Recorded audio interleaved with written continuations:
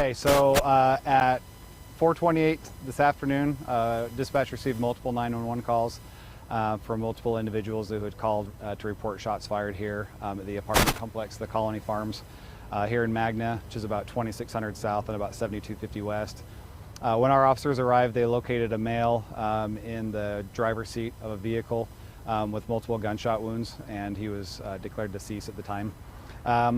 The only information we have right now as far as any possible leads is that we did have reports and information that a male was seen leaving the scene shortly after the shooting at a high rate of speed, but we don't have any other information beyond that at this point. So our detectives unit is here, our forensics units are here, and they're conducting their investigation.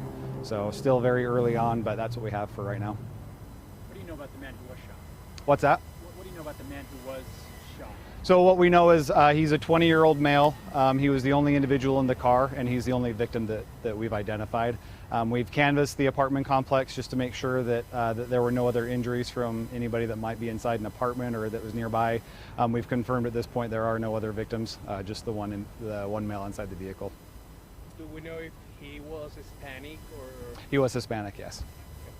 Do we know how many shots were fired? I don't know how many shots were fired, no. Did he have a gun on him, the victim? Not that I'm aware of.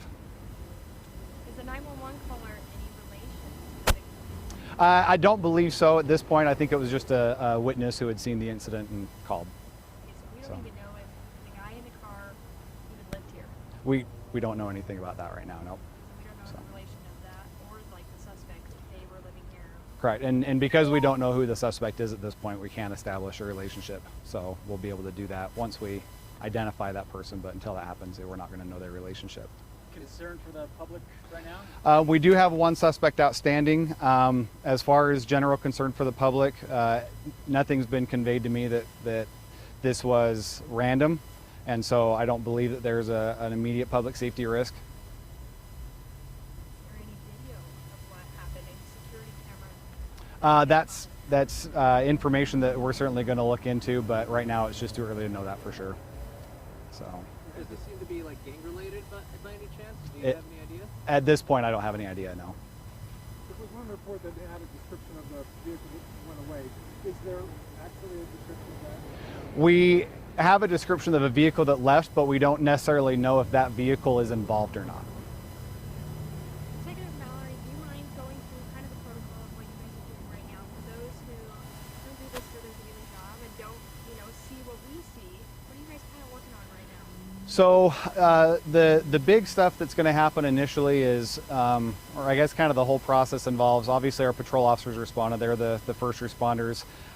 They contain the scene, establish a perimeter and a crime scene locale, and then basically secure it from that point to make sure that nothing's contaminated. Then from there we call in our detectives unit. We have a violent crimes unit that specializes in dealing with homicides and other violent felonies. So that unit's been called out, as well as our forensic investigations unit. So they're all here on scene right now, and a couple of the steps that'll be involved is, like I said, securing any physical evidence that may be present. And then the big part right now is, especially given the time and day location, the potential for witnesses. And so canvassing the area, knocking on doors, talking to anybody who may have seen or heard anything, collecting their information and statements, and then trying to go from there. So they'll look at things like surveillance camera.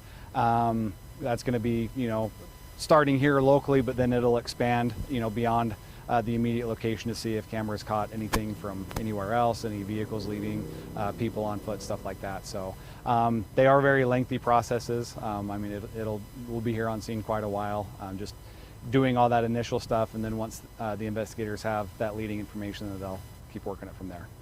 Can you just speak to the fact that this was a shooting in broad daylight right next to an apartment complex and a school? It was a shooting in broad daylight, and in a very public place. Like you said, it's here at an apartment complex, high density housing with a school nearby. I know spring break was this week, but I don't know if they were in session. But luckily, late enough in the day that school would have been out. But still dangerous nonetheless. Schools are a common place for kids to hang out after hours, and so very, very dangerous situation. We're very glad that there was nobody else, that was hurt at this point, but very brazen. Once again, I think you might have already answered this, but do we have any description of the the suspect at all? Not that I have, no. So. Any gunshots that went into the complex? I believe that they were checking for that possibility. I don't know if anything has hit any structures or not, but they've confirmed that nobody else has been hurt. Can you speak to, I mean, I keep thinking, glad someone called. You know what I mean? Yeah. Because I don't know how long he would have been sitting there had someone not called 911. So maybe talk about that and the importance of seeing something and saying something. No, it is, you bring up a good point. It is important, if you see things that are, out of the ordinary, that are suspicious, obviously this goes well beyond just being suspicious. I mean, this is a very, like I mentioned earlier, brazen crime that happened in broad daylight. And so it is important, and we value people who, call 911, who are willing to, make themselves available to try and gather information, because, it's our partnership with the communities and working with witnesses and stuff like that that help us solve these types of crimes. And so having that relationship and people willing to call in and assist us in this process is very, very important. And like I said, we rely on it very much. I don't want to draw this out any further, but I'm remembering you said earlier that you believe this is not, there's not a huge threat for the community because this may have been a suspect who knew who he was shooting. What led to that? It's possible. When we try and define what is considered random that would prompt, a public safety concern, those are usually going to be situations where somebody just indiscriminately starts firing into, a crowd of people and stuff like that, as opposed to, targeting a specific person.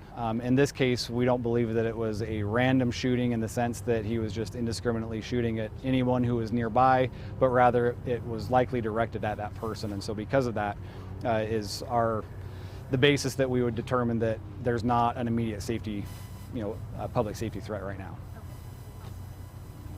Anything else, guys? No, they gotta get. I think we're good. Okay. Grab your microphone. All right. I don't know. Do a live shot.